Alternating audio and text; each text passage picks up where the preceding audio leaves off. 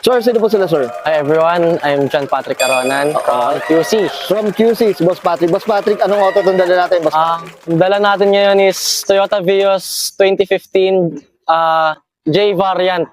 J variant. Boss, ito may tema po ba yung auto natin? Boss, Ang tema niya ngayon is stance na soon to be bridal car VIP look. medyo Ayun. combination to, Boss Pat. Ha? Boss Pat, syempre, very curious sa mga auto natin. Paano po ba kayo nahilig sa pagkakotse, Boss?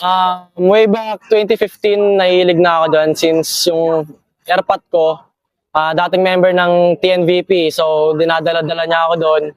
So, to the point na nahilig na rin ako talaga. Pero si Daddy may Vios pa rin. Ano ba? Kumbaga, yung Vios na to, sa kanya to. Kumbaga ikaw yung binamana na rin sa'yo. Niregalo niya sa akin. Diyos ko, swerte naman na ito ni Boss Pat. Boss Pat, syempre sa auto kotse, okay lang po ba check natin loob, labas, makina? Okay lang po? Sure, walang no problem. Pwede. So, tara, check natin.